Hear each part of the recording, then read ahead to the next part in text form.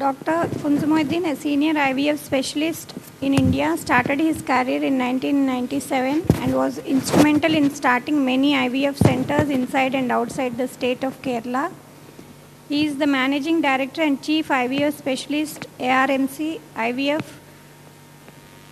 at Kozhikode, Kerala, visiting specialist gynecologist Rashidia Clinic, Dubai, and visiting gynecological laparoscopic surgeon at Dubai, visiting specialist gynecologist Premium Care Clinic at Doha.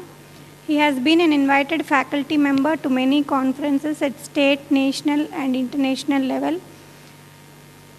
He is going to talk on low dose HCG for luteal phase rescue in GnRH antagonist cycle. And here I would like to present on low dose HCG for luteal phase rescue in GnRH antagonist cycles with agonist trigger for ICSI. The background is that decreased pregnancy rate in agonist triggered antagonist cycles were demonstrated in high responders while during fresh ET despite excellent luteal phase support with estrogen and progesterone in enough doses.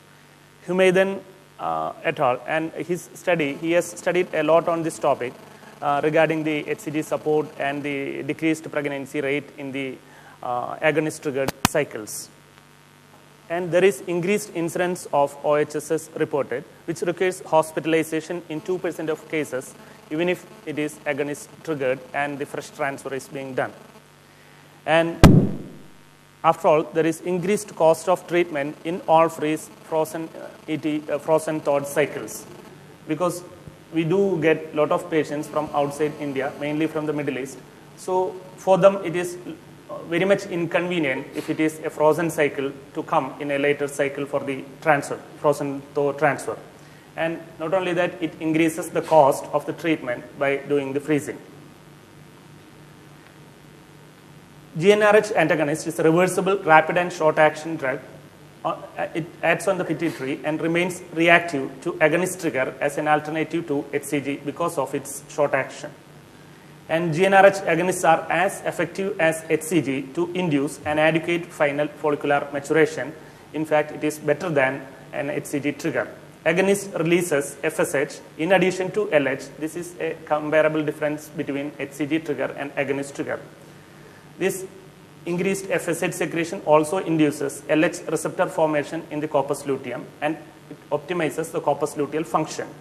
And in many of the studies reported that the increased in number of M2 oocytes recovered in the agonist triggered cycles than in the HCG cycles. In spite of this, it is associated with negative clinical results, low implantation rate, low clinical pregnancy rate, and a high rate of pregnancy loss, mainly due to the luteal phase deficiency. Implantation remains normal in oocyte recipients and frozen thawed cycles post-agonist trigger.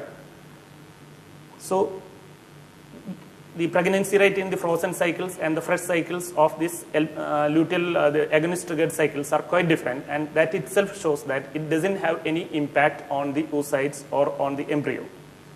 And luteal support with HCG arises as an alternative, low dose HCG in many of the studies by Humaydan. But how? Without the risk of further OHSS.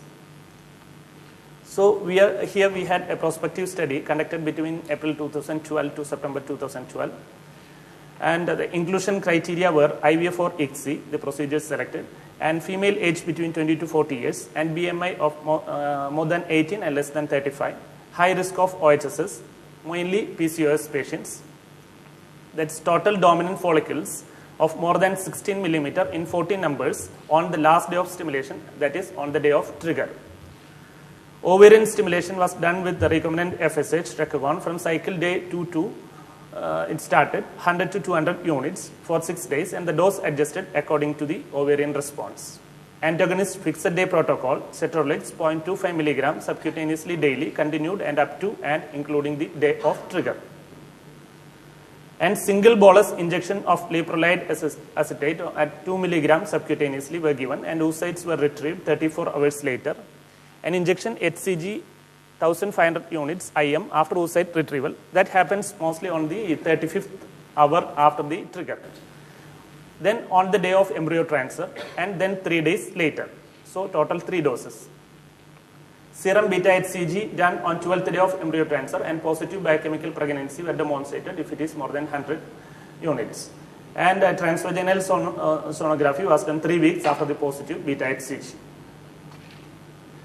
Main outcomes measured were the incidence of OHSS and the ongoing pregnancy rate per cycle. And this is a prospective descriptive study, and the demographic data analyzed were baseline FSH, baseline LH, age, BMI, and cycle number. And stimulation date ranged between 10 to 12, and total FSH used was around 1200 units. And serum estradiol on the trigger day was around 3000. And oocytes 21.5 plus or minus 6, that is around 24 oocytes were retrieved on an average. And fertilization rate was 92.6% and cleavage rate was 87%, and embryos transferred, we generally transfer 2 to 3 embryos. And the pregnancy outcome measured positive HCG test per cycle, that is biochemical pregnancy rate of 44.3% and clinical pregnancy rate of 36.7%. And we didn't have any early pregnancy loss because these patients were followed up to 3 months.